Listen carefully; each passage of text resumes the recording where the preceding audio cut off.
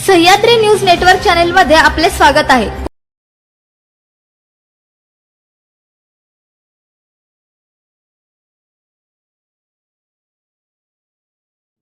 नमस्कार, Sahyadri news network मध्ये स्वागत आहे। आज आपण सासवड मध्ये आहोत। राष्ट्रवादी काँग्रेस पार्टीचे पुणे जिल्हा ग्रामीणचे अध्यक्ष विजयदादा कोलते आपल्या बरोबर आहेत। 2 दिवसापूर्वी स्थानिक स्वराज्य संस्थांच्या निवडणुकांचं जे काम आहे ते संपलेलं आहे। संपूर्ण महाराष्ट्रामध्ये जिल्हा परिषद पंचायत समितीची निवडणूक मोठ्या उत्साहात पार पडत असताना पुरंदर तालुक्यामध्ये ज्या काही घडामोडी तर माळशिरस मतदारसंघामध्ये घडल्या तेव्हा दिवे गराडे असेल, वीर भिवडे असेल, नीरा कोळविरे असेल, या संदर्भात चर्चा करण्यासाठी आपल्या बरोबर पुणे ग्रामीणचे राष्ट्रवादीचे अध्यक्ष विजयदादा कोलते आहेत। दादा नमस्कार।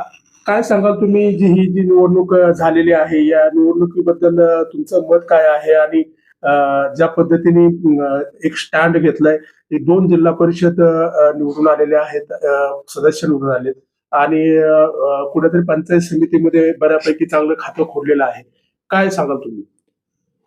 पुणे जिल्ह्यामध्ये राष्ट्रवादी काँग्रेस शरदचंद्रजी पवार पक्षाच्या वतीनं नुकतेच 2 जिल्हाध्यक्ष नेमले गेले। त्याच्यामध्ये बारामती लोकसभा मतदारसंघातली जबाबदारी आमची होती।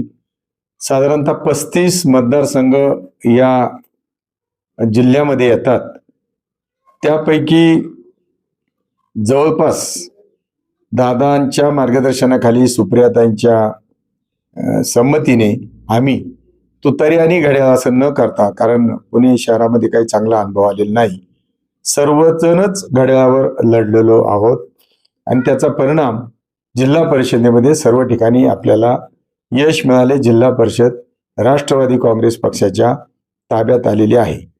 पुरंदर तालुक्यामध्ये 2017 सालाच्या निवडणुकीत फक्त एकही उमेदवार निवडून आलेला नव्हता। याचं कारण असेच चुकीचे तिकीट वाटप केलेलं होतं, त्याचा परिणाम झाला। यावेळेस मात्र सतर्कपणानं, सावधपणानं स्वतः अजितदादांनी लक्ष देऊन तिकिटांचं वाटप केलं। त्यामध्ये 2 जिल्हा परिषद मतदारसंघ आणि 4 पंचायत समिती ही आमची निवडून आलेली आहे। मला असं वाटतं की ही कारकीर्द ही उत्तम आहे, त्यामुळं जिल्हा परिषदेमध्ये सत्ता आलेलीच आहे, पण पंचायत समितीमध्ये सुद्धा राष्ट्रवादीचा सभापती होईल याच्याबद्दलची व्यूहरचना जिल्ह्यातली श्रेष्ठी आणि आम्ही लोक करत आहोत। पुरंदर तालुक्यामध्ये मात्र 2 ठिकाणी आमचा पराभव झाला।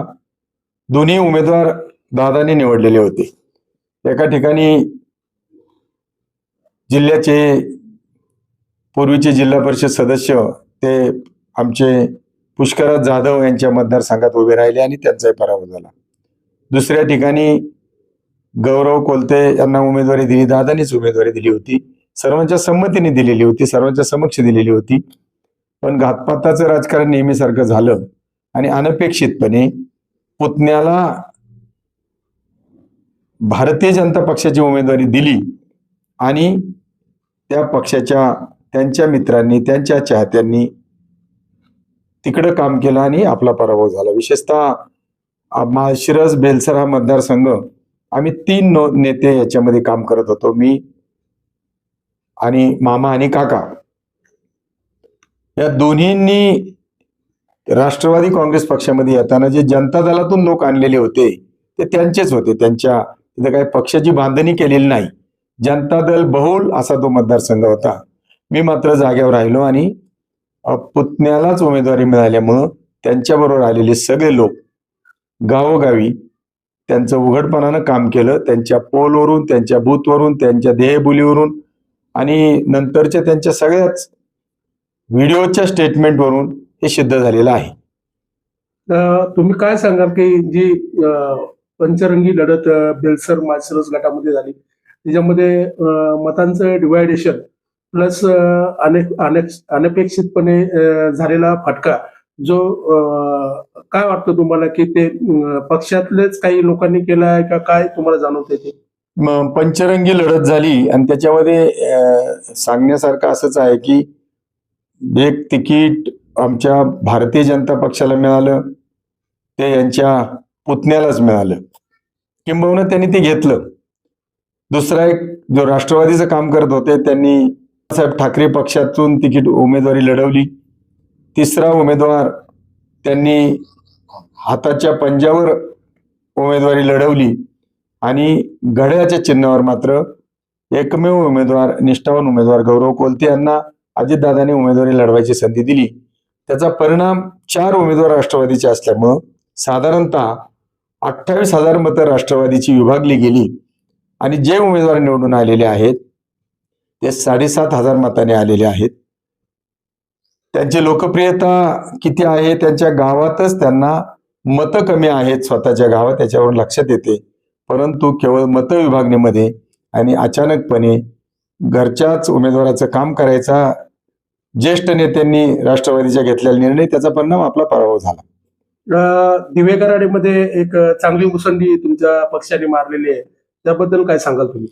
दिवे गराडे हा मतदारसंघ 1997 नंतर आमच्याकडे नव्हता. खरं तर त्यांचं झेंडे कुटुंबियांचं कौतुक केलं पाहिजे. दादांनी दिलेल्या उमेदवारीला यश आणण्याचं काम त्यांनी केलं. तसंच दिगंबर दुर्गाडे हा एक अतिशय समजूतदार, निष्ठावान आणि चारित्र्य संपन्न असं व्यक्तिमत्व, त्यांच्या मुलीला स्वतःहून दादांनी तिकीट दिलं.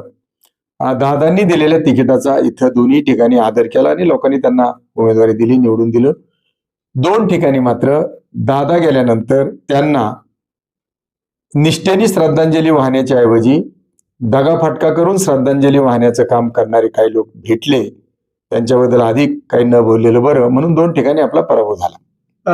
शेवट एक विषय आहे की समाज माध्यमांच्यावर, मीडियावर एक व्हिडिओ फिरतोय की तुमच्या बापापेक्षा आमचा काका श्रेष्ठ आहे, अशा प्रकारचं काहीतरी स्टेटमेंट आहे, त्याबद्दल तुमचं काय मत आहे? खरं तर विजय पचवण्याला सुद्धा कुटुंबियांच्याकडून संस्कार असावे लागतात. दुर्दैवानं तसे संस्कार नसलेलेच लोक अशा पद्धतीने विजयाचा उन्माद करतात. त्या इतिहासाच्या बद्दल मी सांगेन की त्यांच्या काकांनी ज्यांचा उल्लेख केला ते काका 2005 साली राष्ट्रवादी काँग्रेस पक्षामध्ये आले. 2007 साली त्यांचा जुना इतिहास माहीत असल्यामुळं निष्ठेचा आणि त्यांचा संबंधच नाही, अजितदादांनी त्यांना तिकीट नाकारलेलं होतं. ते तिकीट नाकारलेलं मी पुन्हा त्यांना मिळवून दिलं आणि निवडून आणलं. 2012 साली त्यांची कन्या जे कुठे राहते, कोणतं गाव तिचं आहे आम्हाला अजूनही माहीत नव्हतं, अशा मुलीला त्यांची मुलगी या नात्यानं आम्ही सगळ्यांनी निवडून दिलं आणि यश मिळालं. 2017 साली मात्र या मतदारसंघात आम्ही 2-3 लोक काम करत असताना सगळ्यांना विचारून उमेदवारी द्यावा असा प्रयत्न होता, पण मला दुर्लक्षित केल्याचा परिणाम पिसरे गावामध्ये शिवसेनेची उमेदवारी मिळाली आणि त्यांचा पराभव झाला. विनाकारण त्या पराभवाचं उट्टं त्यांनी काढायचं काही कारण नाही किंवा तसा नंतरच्या काळात आमचा कुठं चर्चाही झाली नाही. पण विजय चुकीच्या पद्धतीने पचवायचा ही त्यांची भावना आहे आणि त्याचा परिणाम त्यांनी हे चुकीचं स्टेटमेंट केलं. बापापेक्षा काका श्रेष्ठ हे त्यांना शोभून दिसतं.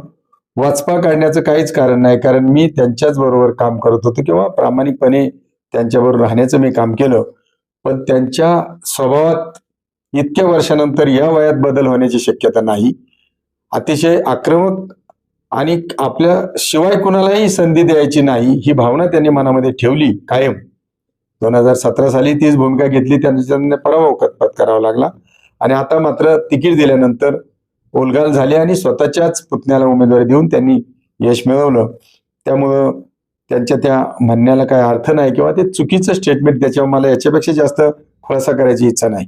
आगामी जिल्हा परिषदेच्या जी काही सदस्य आहेत त्याच्यामधनं पूर्ण तालुक्याला प्रतिनिधित्व मिळण्याची दाट शक्यता आहे, काय वाटतं तुम्हाला? साधारणतः जिल्ह्यामध्ये जिल्हा परिषदेचं बहुमत झालेलं आहे.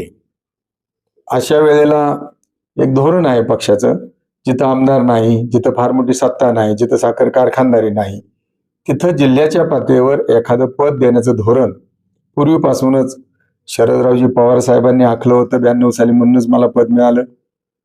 त्यानंतर सुद्धा अशीच धोरण आखण्याची एक परंपरा आहे. त्याचा परिणाम जिल्ह्याच्या पातळीवर एकत्रित बसून सुनेत्राताई आणि सुप्रियाताई या दोघांच्याही विचारानं हा निर्णय योग्य पद्धतीने होईल आणि पुरंदरच्या वाट्याला एखादं पद मिळेल अशी अपेक्षा आहे.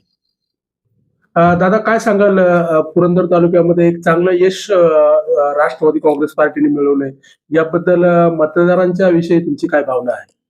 पुरंदर तालुक्यामध्ये चारही मतदारसंघात ज्या ज्या मतदारांनी मतदान केलं, लोभ, पैसा, जातीयवाद, गद्दारी याच्या कसल्यालाही थारा न देता ज्यांनी उमेदवारांना मदत केली, निवडून आणलं, त्या दोन्ही मतदारसंघातील उमेदवार विजयी झाले, 2 ठिकाणी पराभूत झाले. पण अतिशय जिद्दीनं पुरंदर तालुक्यातल्या जनतेने, मतदारानं राष्ट्रवादीच्या घड्याळाला दादांच्या पुढे नतमस्तक होऊन जे मतदान केलं त्याच्याबद्दल मी त्यांचे आभार मानतो. आणि ज्यांनी ज्यांनी चुकीचं काम केलं त्यांनी त्यांचं काम समाजानेच त्यांना त्यांची योग्य ती शिक्षा द्यावी अशी भावना व्यक्त करतो.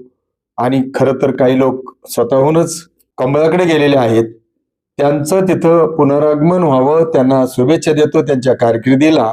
आणि ज्यांनी छान काम केले त्यांचे पुन्हा एकदा आभार मानतो. धन्यवाद. राष्ट्रवादी काँग्रेस पार्टीचे पुणे जिल्ह्याचे ग्रामीणचे अध्यक्ष विजयदादा कोलते होते.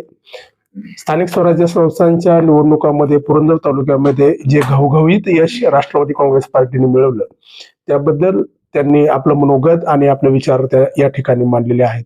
नक्कीच राष्ट्रवादी काँग्रेस पार्टीला भविष्य काळामध्ये पुरंदरमध्ये एक चांगलं संधी मिळण्याची शक्यता या गोष्टीमुळे निर्माण झालेली आहे. बघूया पुढे काय होते. धन्यवाद. आपण पाहतात सह्याद्री न्यूज नेटवर्क. आमच्या चॅनलला लाईक करून सबस्क्राईब करा. धन्यवाद.